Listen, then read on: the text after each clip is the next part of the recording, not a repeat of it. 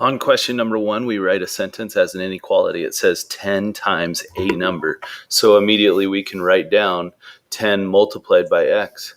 So we write it right like this. We can say 10 is going to be multiplied by x. So we go 10x because it's times a number. And then plus 6, so really not too bad, is no less than. So that means that it needs to be equal to or greater, which is kind of weird because no less than is actually saying it needs to be larger than. It's kind of the opposite of that. So it's greater than or equal to 42. This is my inequality. And if we were asked to solve this, then great. But we're not asked to solve it. We're just asked to write it down. All right, so let's go ahead and scroll down to the next screen here, or the next problem. And we can see that it says write the inequality that has the solution set shown on the number line below. All right. And so right here, we would say this is going to be equal to, and it's going to be negative. Now, this is sort of weird notation a little bit right here, because how many marks, how many jumps are there? This is like, say, one whole jump, right? Well, it's broken up into 3 segments, which is sort of weird. So this is actually negative 1 2/3. Probably won't put one on there on the actual test that has fractions like that, but that's good to know. You're breaking it up. So another way to see it is right here, to jump 1, 2, and 3 times to get to a 1 full. So this is 1/3, 2/3, and finally 3/3. So our inequality would actually be all numbers. We say x for all numbers that are less than or equal to negative 1 2/3. Sort of goofy with the fraction there, but take a look at number 3. Graph the inequality. 3 is less than x. So, or another way to say that is x is less than 3. All numbers, graph all numbers that are less than 3, but not including it. So go to 3, make an open circle, and it will be open and shaded less than. So we're going to shade it this way on top of our number line, right like that. Okay, on number 4, let's clear the screen here and then move on down to number 4 and 5 and 6. All right, so on number 4, it just says solve this particular inequality. And if we're going to solve this particular inequality, all we do is add 3.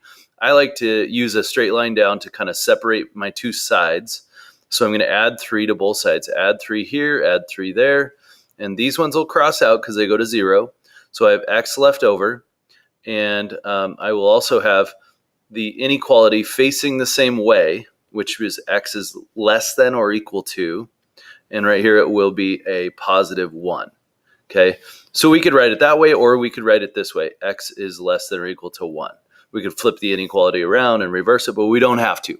You could write it that way, or you could write it this way. X is less than or equal to 1, just like that as well. That will work. Okay, on number 5, it says, on number 5, it's h divided by 2 plus 7 is all greater than 5. So the very first step here, in order to find which one of these could be solutions, the best way to go about doing this is to actually just like say off to the side right here is to solve it. So h divided by 2, and then we got plus 7 and greater than or equal to 5. Okay, so if we're going to subtract 7 from both sides, subtract 7 first, and cross those out, you get h divided by 2 is greater than or equal to, and we go 5 minus 7 is negative 2. All right, so then we're going to multiply both sides. We're going to say what number divided by 2 could get you a negative 2. So it looks like it would have to be a negative 4. So, but what we could do is we could multiply both sides by 2 to get rid of that 2 on that side. Multiply this side by 2 as well. These would cross out, and so we would have h is greater than or equal to negative 4. Okay, so that means all numbers that are larger than or equal to negative 4 would work. Here's a negative 4 right here. It's equal to negative 4, so that works. Are there any other values down here that are larger than negative 4? Well, the way a number line works is the more a negative number is, like negative 6, that would actually be smaller than negative 4, right? And so anything that is closer to 0 on the number line would actually be larger.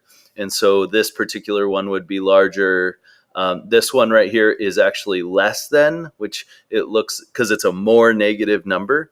And so we would not include C as an option. -6, like I said, was less than -4, so not more than. So it needs to be closer to 0 or even a positive value. So this one as well. So there are 3 possible answers on number 5, A, B, and D. All right, so let's check number 6. Let's scroll down here and do number 6 as well. It says solve and find all the values of x that could make this true. All that really means is solve it and represent your answer as an inequality for x is either greater than or less than or something like that, right? So let's go ahead and solve it to begin with. And the very first step is to use the distributive property, multiply once, multiply twice. So we have 2x plus 10 is greater than or equal to 4x plus 4. Now, once I get to this point, I have variables on both sides. When I have variables on both sides, I need to get the x's to move to the other side in order to get them to be together, right? Like this, minus 2x. Maybe you did a different step first. Maybe you wanted to subtract 4x or even subtract the 4 over to the 10. However you want to do it, it's totally fine, as long as you kind of follow the similar procedures a little bit. These will cross out. We have 10 left over on this side is greater than or equal to. 4 minus 2 is 2x plus 4 left over on this side. Now I want my numbers to move to the other side.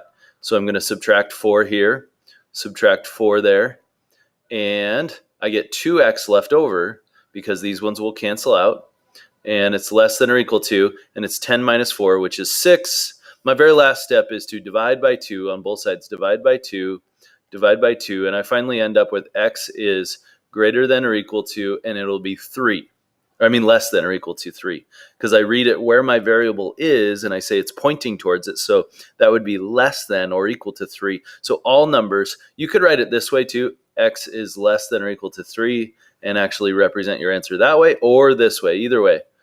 So one of those could be potentially the right, all numbers that are less than or equal to 3 would work in this situation.